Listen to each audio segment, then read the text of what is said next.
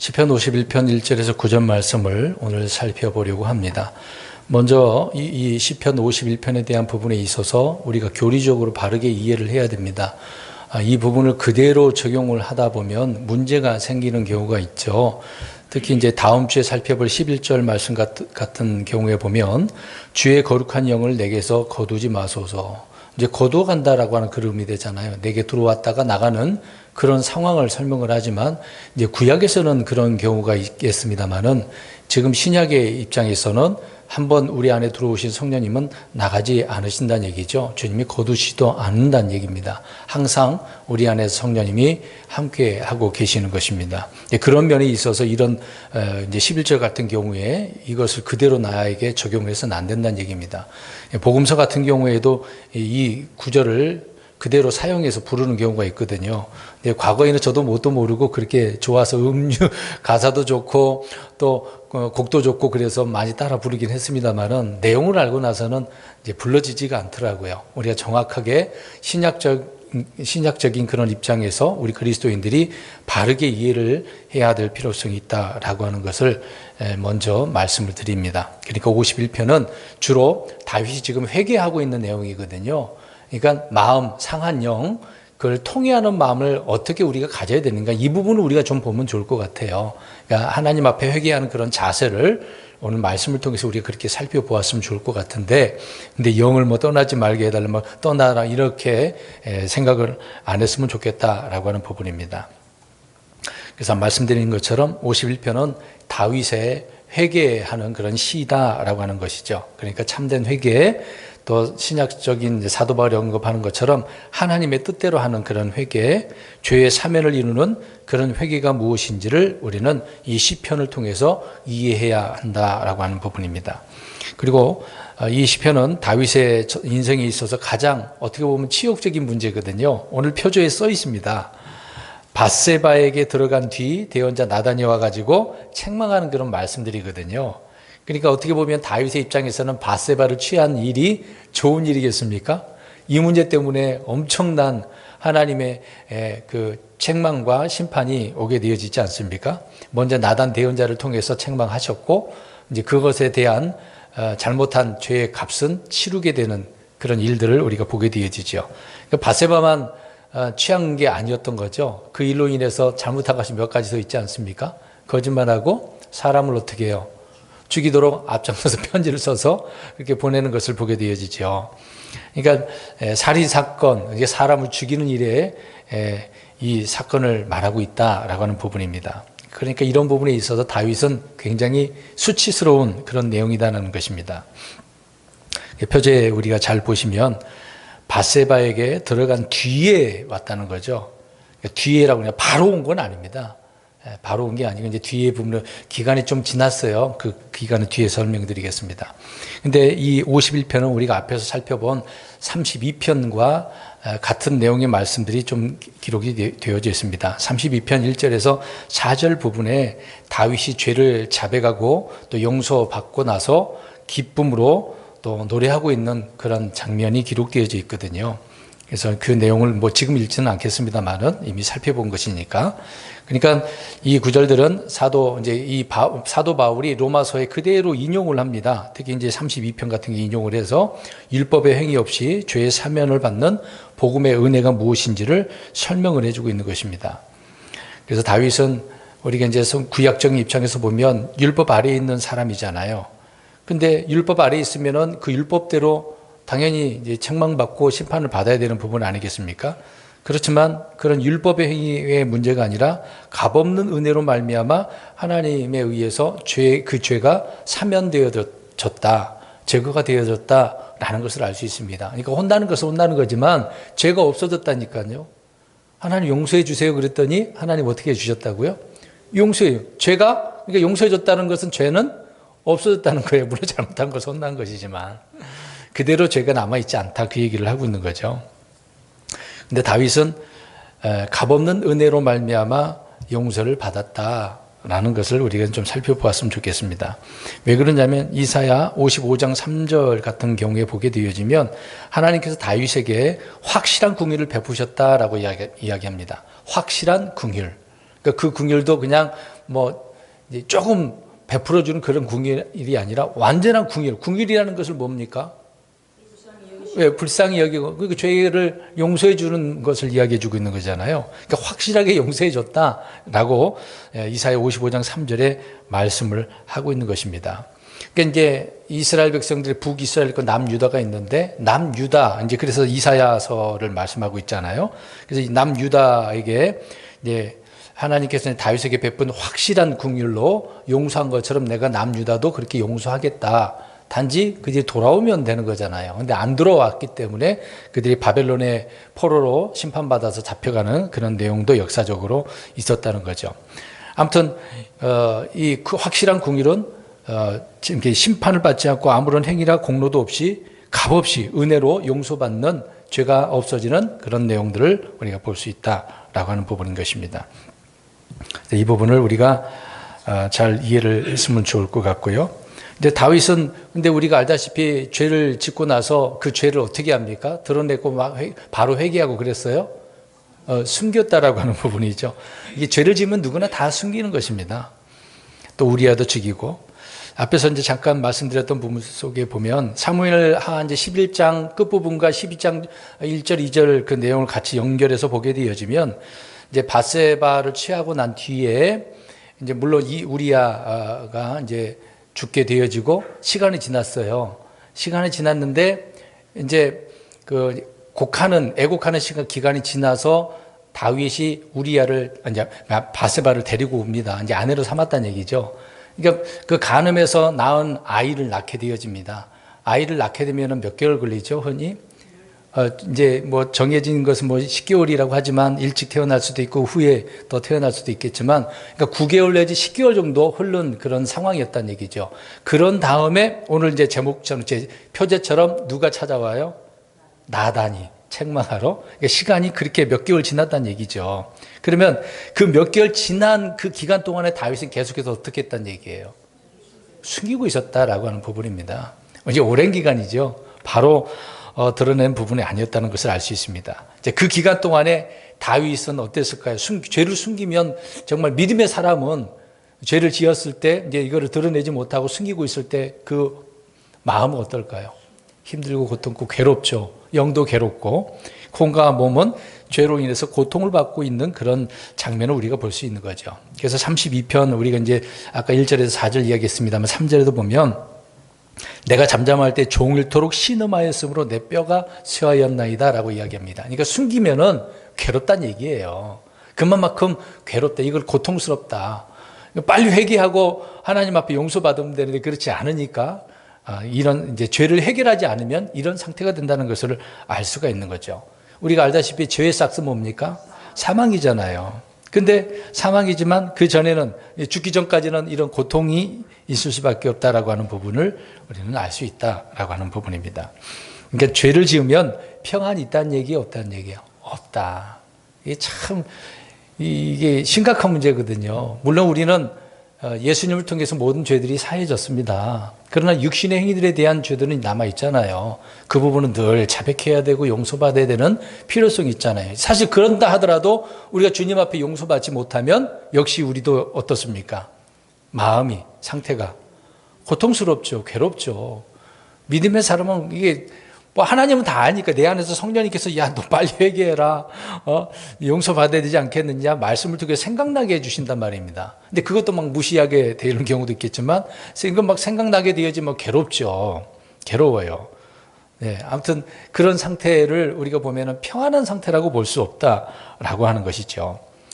그래서 다윗이 뭐 죄를 숨겼을 때 침묵하고 있었을 때 하나님께서는 억눌렀다라고 하는 그런 표현이 있습니다. 또 잠언서 15장 3절에 보면은 주의 눈은 모든 곳에 있어서 악한 자와 선한 자를 살핀다라고 하는 말씀이 있거든요. 그러니까 하나님은 다 알고 계시는데 사람은 자꾸 숨기려고 해. 그래서 하나님은 무겁게 눌러버린다. 시편 32편 4절에 주의 손이 나를 무겁게 누르셨으며 내 진액이 여름 가뭄으로 변하였나이다 라고 다윗이 고백을 하는 거죠. 얼마나 힘들었는지를 이야기해 주죠. 본인뿐만 아니라 하나님께서도 막 누르는 거예요.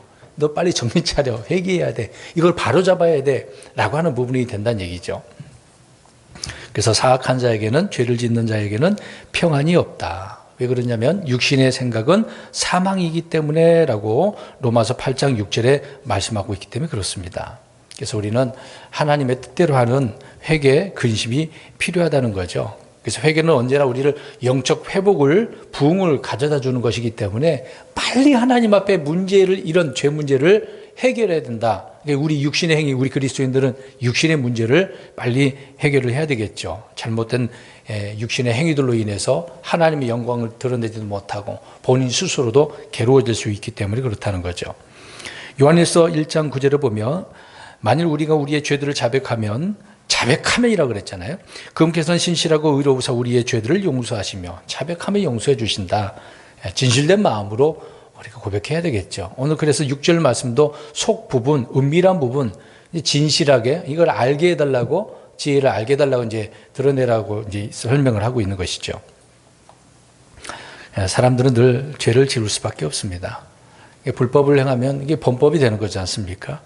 근데 이런 죄를 어떻게 해결해야 되는지 분명히 알아야 되는 거죠. 다른 방법은 없어요. 주님 앞에 용서해달라고 나아가면 되는 거거든요. 지금은 히브리서 말씀하고 있는 것처럼 우리는 은혜의 왕자로 나가는 것이죠. 그러니까 또 죄를 자백을 하면은 당연히 회개가 나오는 것이고, 회개한 후에는 말씀을, 복음을 믿고 바른 행실로 살아가야 되는 부분 아니겠습니까? 그것이 이제 올바른 자세다라고 하는 부분입니다. 이제 한 절씩 시편 51편 한 절씩 9절까지 보겠습니다. 1절. 오 하나님이여, 주의 인자하심에 따라 내게 공의를 베푸시고 주의 친절한 공의를 풍성하심에 따라 내 범법들을 지워 주소서.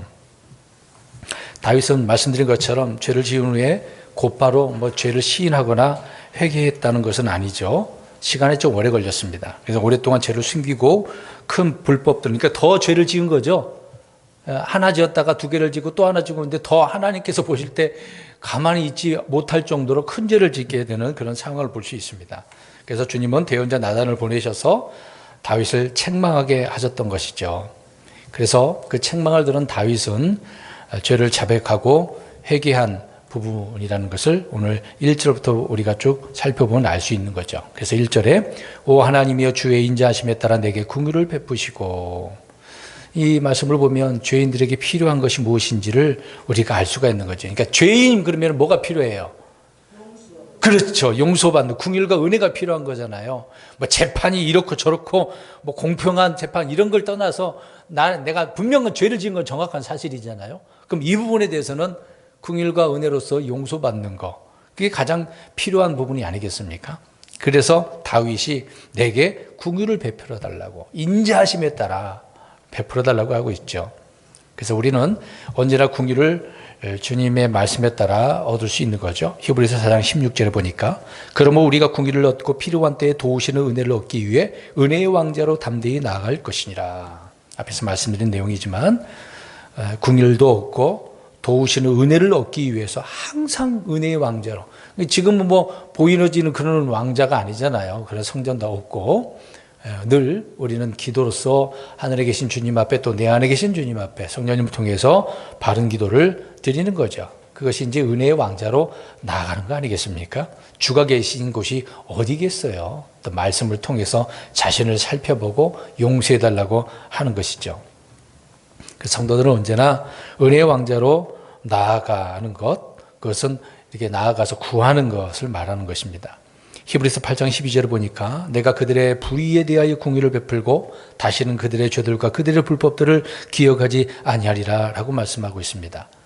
그러니까 용서받으면 그 죄를 주님께서 기억하셔요? 안 하시죠. 근데 우리 사람들은 어떻습니까? 그걸 과거에 이제 다 지나간 건데 또 끄집어내가지고 우리는 또 얘기하잖아요. 근데 하나님은 한번 용서해 주시면 더 이상 끄집어내지 않으시죠. 하나님 그런 분이죠.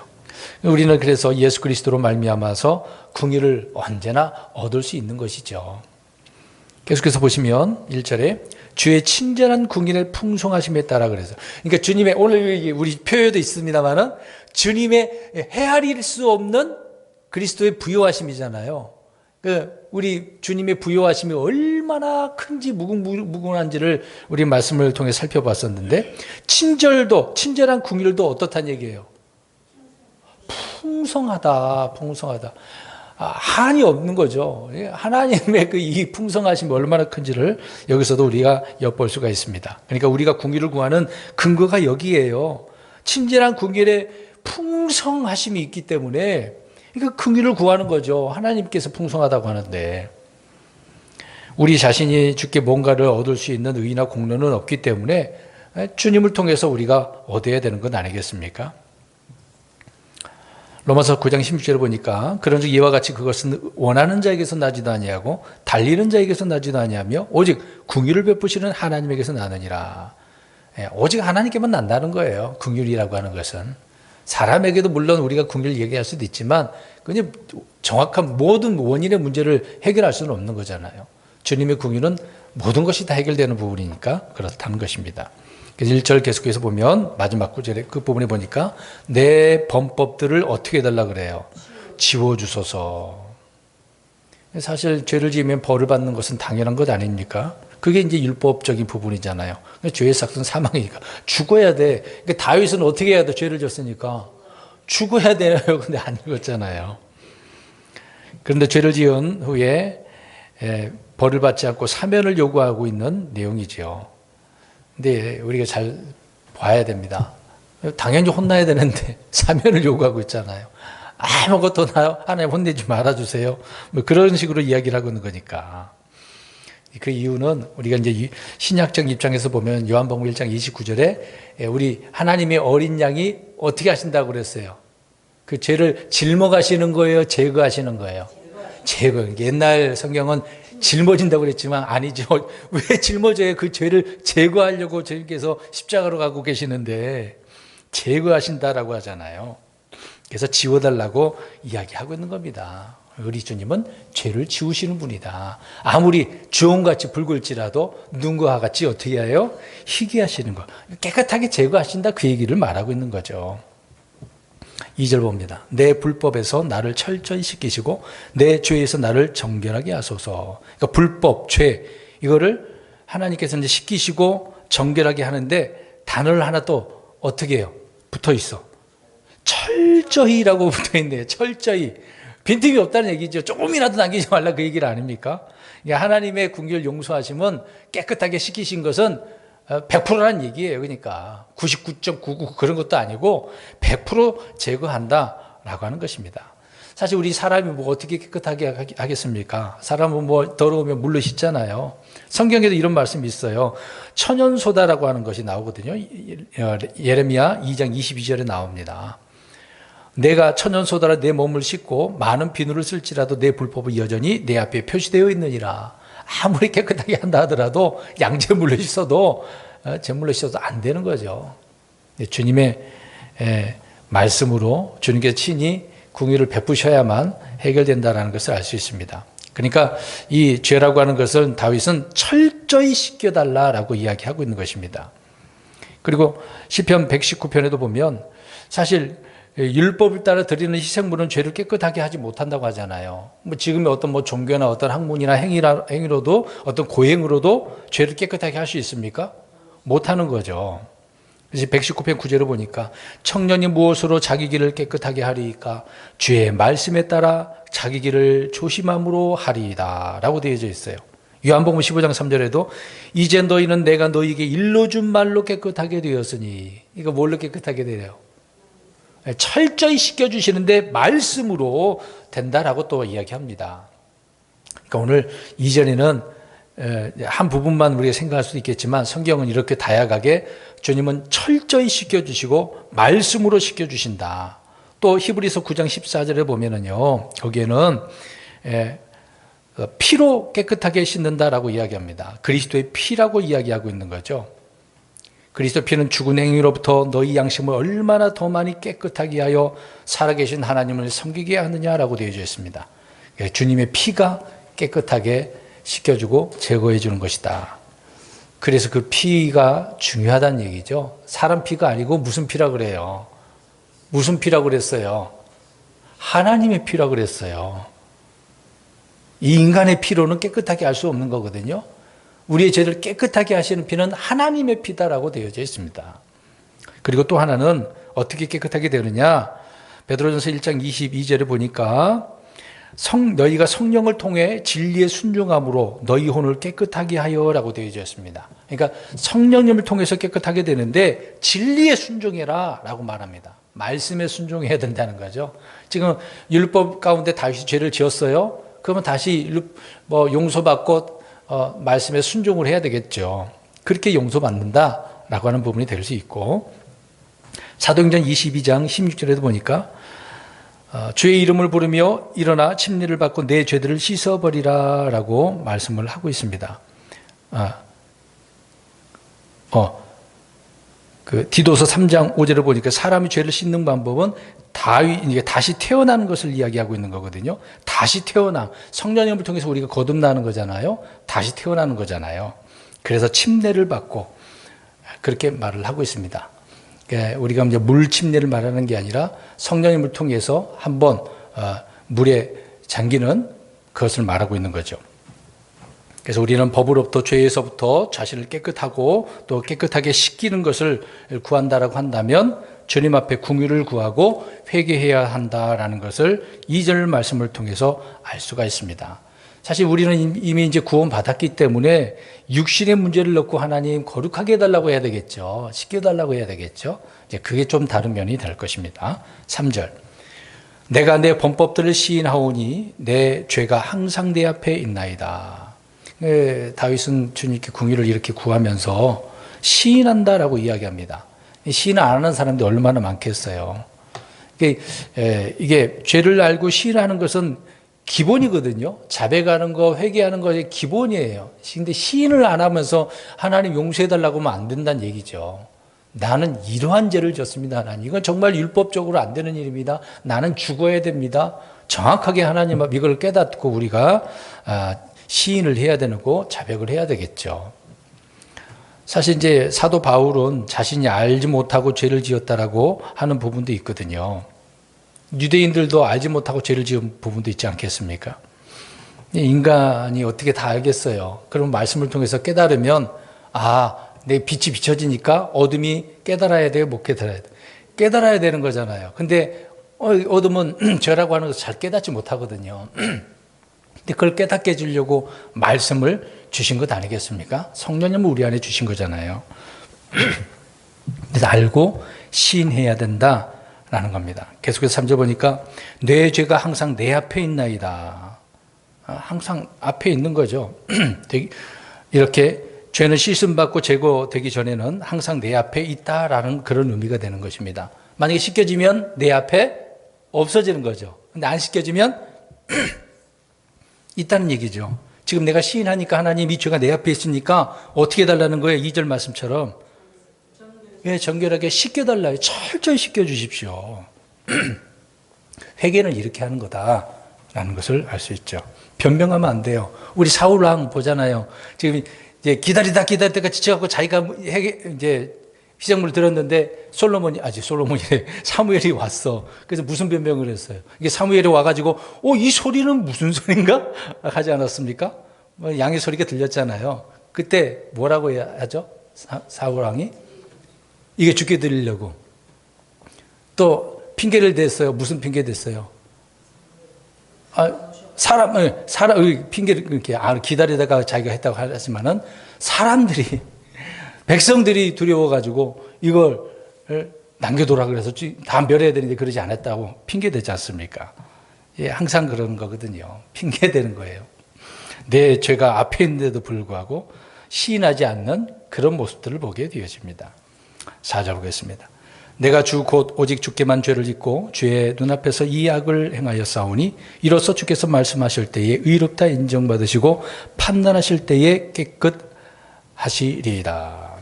여기에 우리가 좀 오해할 수 있는 부분이 있습니다. 우리 죄를 지었어요. 근데 죄를 지었는데 4절 말씀처럼 주께만 죄를 지었어요? 사람한테는 죄 안 졌어요? 죄를 짓죠. 그럼 이 의미를 이해를 해야 돼요. 그래서 사람들은 이거 흔히 우리 밀양 그 영화 있잖아요. 밀양 맞죠? 예. 죄를 지어놓고 이제 감옥에 있다가 그 이제 피해자 예, 전데 그 와가지고 용서해 주려고 왔더니 나 괜찮다고 해버리고 왜 하나님 용서해 줬다고. 그래서 이제 기독교를 비판한 내용이잖아요. 물론 주님께서 용서해 주시지만 그 사람에게도 죄를 짓는 거잖아요, 사실상. 근데 오늘 이 내용은 주께만 죄를 지었다라고 할 때 어떤 의미로, 이 후반부에 있는 말씀을 보면, 대조를 해보면 이해를 할 수가 있어요. 이 죄는 누가 판단하시는 거죠? 주님께서 판단하시는 거죠. 주께, 이 죄 문제는 지금 주님과, 물론 사람과 문제지만 내가 용서받냐 안 받냐, 내가 죽느냐 안 죽느냐 중요한 부분이기 때문에 주께 있다라고 이야기를 하고 있는 거거든요. 죄 용서는 주님께 있는 거다. 심판받아야 되기 때문에 이런 표현을 하고 있는 것이죠. 우리 탕자를 보면 누가복음 15장에 나오잖아요.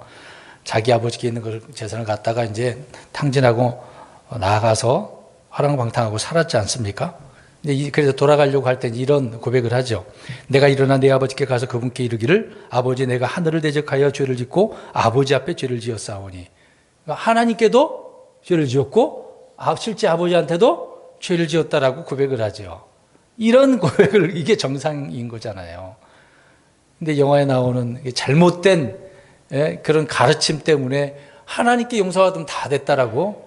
근데 신약에 와서도 이제 문제가 생겼잖아요. 고르반. 하나님 앞에 드리면은 부모에게 공경 안 해도 된다는 식으로. 그러니까 비판은 나오는 거거든요. 주님께서 그래서 책망하셨던 그거 잘못된 것을 지적하신 것 아니겠습니까? 근데 바리새인들은 그래도 어떻단 얘기예요? 자기들이 잘했다라고 하는 거죠. 율법 위에 유전, 고전, 구전들이 있었잖아요. 장로들의 전통이 있었잖아요. 특히 이제 탈무드가 옳은 건 아니거든요. 근데 탈무드가 지혜서라고 사람들이 굉장히 좋아하지만 이제 그런 내용들이 여기 포함되어 있기 때문에 그렇습니다. 조심해야 되는 부분이죠. 그래서 4절을 우리가 잘 이해를 해야 할 필요가 있었기 때문에 말씀을 드리는 것입니다. 그러니까 다윗의 고백이 정말 어떤 고백인가를, 하나님 앞에 이 죄가 큰 죄다, 심판받을 죄다, 이제 그런 고백을 하고 있는 것을 우리가 이해를 해야 되겠죠. 그래서 다윗은 이제 이 부분에 있어서 주를 대적했다, 거슬렀다라고 표현을 하고 있습니다. 이것이 심각한 죄였다라고 말하고 있는 거죠. 그러니까 죄를 더 강조하기 위해서 이런 표현을 하고 있었다는 게 시적인 내용이니까 그렇잖아요. 이거를 어떻게 더 시로 표현하고 있는지를 우리는 분명히 알아야 될 것입니다. 계속해서 4절 보시면 이로써 주께서 말씀하실 때 의롭다 인정받으시고 판단하실 때에 깨끗하시리이다. 그러니까 의롭고 주의 판단, 그러니까 주는 의롭고 주의 판단은 깨끗하다라고 하는 부분인 것인데, 하나님께서 불법을 행한 다윗을 정죄하시고 심판하신다고 해도 그 판결은 어떻다는 얘기예요? 전적으로 의롭고 깨끗하다라고 하는 것이죠. 근데 다른 사람의 입장에서는 이런 사람 왜 용서받아요? 그럴 수도 있어요, 사실상. 하나님이 용서해줘도 그 사람이 어떻든 간에 주님 앞에 자백을 하고 진실로 회개를 했기 때문에 용서해준다라고 할 때는 주님의 의로운 판단이다라고 말씀을 하고 있는 것이다. 하는 것입니다. 5절 보겠습니다. 보소서 내가 불법 가운데서 형성되었으며 내 어머니가 죄 가운데서 나를 수태하였나이다.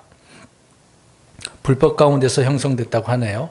그러면 이게 태어나기도 전이니까 부모에 의해서 이제 잉태가 됐어요. 임신하게 됐습니다. 그러면은 아이가 불법 가운데서 형성됐으니까 그 아이는 이제 죄를 졌어요. 우리 말씀대로 죄의 삭스 뭐죠? 그러면 뱃속에 있는 태어나지도 않는 아이가 죽은 거죠. 죄의 삭스 사망이니까. 그러니까 사망의 원인이 뭔가를 우리는 여기서 알 수가 있는 거죠. 사망의 원인이. 그래서 사람은 태어날 때부터, 수태 때부터 이미 불법 가운데 형성되었다라고 이야기를 하고 있는 겁니다. 내 어머니가 죄 가운데서 나를 수태하였나이다. 그러니까 죄라고 하는 것은 어떤 인격적인 문제, 환경적인 문제, 제도적인 그런 문제이기 앞서서 이미 태생의 문제다, 그 얘기예요. 태생의 문제, 본성의 문제다라고 하는 거죠. 그러면 태생, 본성의 그 문제를 해결하려면 우리가 예수 그리스도를 믿고 성령님을 통해서 어떻게 해야 돼요? 아까 얘기했잖아요. 깨끗하게 씻는 과정. 성령님을 통해서 어떻게 해야 돼요? 다시 태어나야 돼요. 태생의 문제니까 다시 태어나야 되죠. 새로운 창조물, 진실로 태어나야, 거듭난 하나님의 자녀로 태어나야 되는 거죠. 그래서 이제 다시 태어나서 말씀을 통해서 젖을 먹고 자라나는 그 과정을 성장 과정이라고 표현하고 있는 겁니다. 다른 말로는 성화라고 이야기하고 있는 거죠. 아무튼 우리 사람의 본성과 본질은 악하다. 이건 변할 수 없는 거죠. 그 문제를 해결하려면 주님을 믿어야 돼요. 말씀에 물러 씻겨져야 되고 거룩해져야 된다고 이야기를 하고 있는 겁니다. 그래서 종교나 어떤 학문이나 교육이나 법과 제도로 아니요, 해결될 수 없는 것입니다. 바꿀 수도 없는 거고요. 노력해도 소용이 없습니다. 안 되는 건 안 되는 거예요. 되는 걸로 살아야지 왜 안 되는 걸 힘들게 합니까? 우리가 어떤 일을 하더라도 안 되는 일을 하는 사람이 있고 되는 일을 하는 사람이 있거든요. 근데 고집 피우는 사람이 있어요. 안 되는데도 끝까지 고집 피우고 내 한번 경험하기 위해서 한다고. 왜 시간 낭비하고 경제적인 것도 낭비합니까? 되는 것을 해야지. 사람들은 저마다 자신의 선함과 의로움을 외치고 있지만 성경은 누더기 같다라고 이야기합니다. 누더기. 누더기의 의미를 알죠? 어떻습니까? 깨끗해요? 더럽다는 얘기잖아요. 먼지 나고 지저분하고. 6절 보겠습니다. 보소서 주께서는 속 부분에 있는 진실을 원하시니 내가 은밀한 부분에 있는 지혜를 알게 하시리이다. 속 부분 또 속에 있는 은밀한 부분을 이야기하네요. 내 안에 있는 것이 진실하게 드러나야 되겠죠. 그 지혜가 어떤 것인지, 올바른 것이 무엇인지를 알게 해달라고 하는 내용의 말씀입니다. 그러니까 이 부분은 알아야 된다라고 하는 포인트가 되겠죠. 진실로 회개하려면 알아야 된다는 얘기죠. 죄가 무엇인지, 우리 주님이 어떤 분이신지. 주님은 죄를 보지 못하시는 분인데 내 속 부분은 자꾸 감추려고 하고 있고, 이런 부분을 정확하게 알아야 된다라고 하는 부분이 되겠습니다. 7절. 우슬초로 나를 정결하게 하소서. 내가 깨끗하게 되리이다. 나를 씻기소서. 내가 눈보다 더 희게 되리이다. 우리가 알다시피 우슬초라고 하는 것이 유월절 밤에 어린 양의 피를 발라가지고 인방 좌우에다가 기둥에다가 뿌릴 때 사용되는 도구였던 것이죠. 이 부분에 대해서 오해를 하는 부분이 많습니다. 예전에도 이거 부분을 좀 궁금했던 부분이 있었고 좀 찾아본 내용이 있습니다. 잠깐만 들어보세요. 우슬초 그러니까 이제 한국식 우슬초를 생각을 합니다. 우리나라 이제 우슬초 치면 네이버 치면 뭐 우슬초 즙도 나오고 막 그래요. 어떤 이제 그 설교자는 이렇게 써놨더라고요. 우슬초가 도라지 같은 것인데 정결하게 하고 깨끗하게 하고 정화시키는 것이 기능이 있다라고 해석을 해놨어요. 근데 한국식 우슬초는 이게 아니다라는 겁니다. 전혀 다른 식물이다라는 것을 오늘 지금 말씀을 드리는데 사실 우슬초라고 번역을 하면 안 돼요.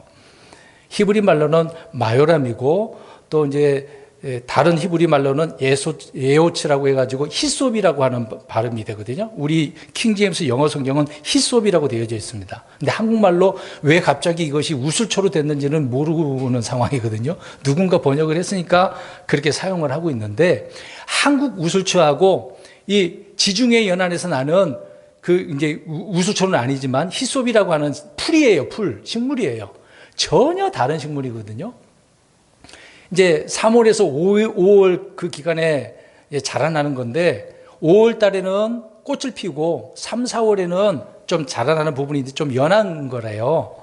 근데 그 꽃 같은 경우 그것을 가지고 향신료, 오일, 향료로 사용된다고 합니다. 지금은요. 그래서 지금 또 찾아보니까 히솝이라고 하는 차, 허브차 이거를 마시더라고요. 지금 우리나라도 그렇게 판매하는 부분이 있습니다. 누가 그걸 찾았는지 아무튼 이제 풀은 거의 이제 성경은 허브라고 되어 있거든요. 이제 그렇게 사용을 하는 부분인데 무엇을 말씀드리려고 하냐면 우슬초라고 하는 이게 이제 잘못된 건데 그 자체로서는 뭘 깨끗하게 하려고 하는 것은 아니다. 근데 오늘 7절 잘 보세요. 우슬초로 나를 정결하게 하소서. 이것만 보면은 어떻다는 얘기예요. 그 우슬초가. 나를 정결하게 하는 것처럼 보이지만 그게 아니란 얘기입니다. 그게 아니라 예수 그리스도의 어린 양의 그 피 속죄 사역이잖아요. 죄를 용서하는 사역이잖아요. 그때 사용되는 것이 이 이 히솝이라고 하는 마요람이라고 하는 이 풀이다. 한 묶음 우리가 단을 묶잖아요. 단을 묶어서 이제 그걸 이제 피를 묻혀가지고 뿌릴 때 사용하는 거거든요. 하나의 도구로서 쓰이는 것이지 자체가 정결하게 하는 것은 아니다라는 것입니다. 그것이 자체적으로 효능이 있는 것처럼 해버리면 안 된다. 지금 저는 잠깐 설명을 드리는 거예요.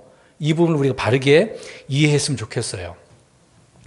아무튼 우리 예수 그리스도의 그 피가 우리 하나님이 용서해 주는 것을 여기서 설명을 하고 있는 거죠. 그러니까 주님께서 이 속죄 사역을 통해서 나를 정결하게 깨끗하게 합니다 라고 고백을 하고 있는 내용이죠. 그래서 그 부분을 가지고 이제 한국말로는 그냥 우술초로 이제 우리 흠정역에도 이렇게 번역을 했습니다. 참으로 번역하기가 힘들고 어려워요.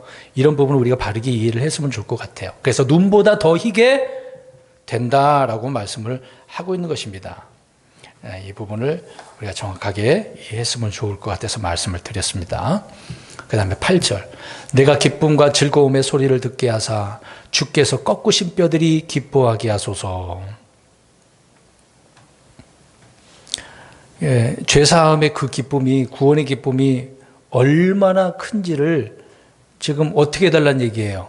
이런 소리를 듣게 해달라고. 용서해줬다. 너 죄 없다. 그 말 한마디만 들으면 얼마나 감사하겠습니까? 얼마나 기쁜지. 야, 저 사람이 죄를 용서해줬어. 나의 죄를 용서해줬어. 주님께서 사하신다고 하셨어. 그 소리만 들어도 얼마나 감사하겠습니까? 이걸 듣게 해달라는 얘기잖아요. 근데 뒷구절 보니까 꺾으신 뼈들이, 이거 참 우리가 또 시적인 표현입니다. 뼈를 꺾으면 어떻게 됩니까?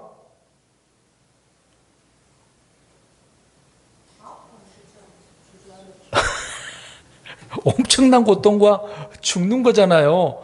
그러면 하나님께서 뼈를 꺾었는데 기뻐하게 하소서? 그 뼈들이 기뻐하게, 이게 무슨 말이에요, 이게?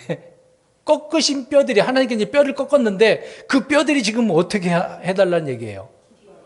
아니, 하나님께서 꺾어버렸는데? 여기서 말씀드리는 의미는 뭐냐면 죄로 인해서 상한 그 마음과 영을 표현하고 있는 거예요. 내 상한 마음과 영이 주님께서 용서해 줬다라고 할 때 얼마나 기쁘고 감사한지를 이렇게 표현하고 있는 거죠. 고통 가운데 있었던 것을 이렇게 표현하고 있는 것입니다. 근데 사실 다윗의 뼈를 꺾으셨어요? 안 꺾으셨어요? 안 꺾으셨죠. 우리 예수님도 죽으셨을 때 병사들이, 로마 병정들이 예수님의 뼈를 꺾었나요? 뼈는 안 꺾었잖아요. 강도들은 꺾었지만 주님의 뼈는 이미 죽으셨기 때문에 꺾지 않았잖아요. 하나의 예표인데 꺾었다는 큰일 나죠. 그러니까 이거를 진짜 뼈를 꺾은 게 아니라 내 상한 마음과 영을 통해한 거를 주께서 치료하셔서 이제 기뻐하게 하소서. 그런 의미로 말씀을 하고 있는 겁니다. 9절입니다. 오늘 마지막 9절. 주의 얼굴을 내 죄들에서 가리시고 내 모든 불법들을 지워주소서. 그러니까 죄들, 불법들을 가리고 지워달라라고 하는 것이죠. 가리고 지워달라. 주님께서는 한번 용서해 주시면 아예 보지도 않으십니다. 쳐다도 안 보고 기억도 안 하신다라고 하고 있죠. 숨기신다라는 얘기 아닙니까? 이제 구약적인 입장에서는 그렇습니다. 지금은 예수 그리스도의 그 피로 말미암아 완전히 제거된 것이잖아요. 누구든지 그래서 예수 그리스도를 믿기만 하면 그 사람에 있는 모든 죄는 깨끗하게 완벽하게 제거가 되는 것이죠. 이게 주님의 은혜와 긍휼 아니겠습니까? 그래서 다윗은 이런 부분에 자기가 죄를 지은 부분, 밧세바를 통해 간음하고 거짓말하고 우리아를 죽이는 그런 일에 앞장섰던 다윗이 나단 대언자를 통해 책망받은 그 즉시로 이런 고백을 하고 있는 내용인 것이죠. 그러니까 우리는 이런 부분을 잘 이해를 하고 회개를 한다라고 할 때 지금 신약적인 입장에서 보면 정말 아까 이제 6절 말씀처럼 진실해야 돼. 하나님 앞에 진실되게 나가야죠. 철저히 시인도 해야 되고 나는 이런 존재입니다. 주님께서는 나를 깨끗하게 용서해 주시고 죄를 제거해 주셨지만 이 육신의 행위는 늘 이렇게 넘어지고 실패하고 죄 가운데 있습니다. 이런 나의 나약함을 주께서 긍휼을 베풀어 주셔서 다시 일어서게 하시고 올바른 길, 건강한 길, 주님을 기뻐하는 삶을 살게 해달라고 그렇게 늘 구하고 은혜의 왕자로 늘 나아가는 우리의 믿음의 삶이 되어야 될 줄로 믿습니다. 아멘.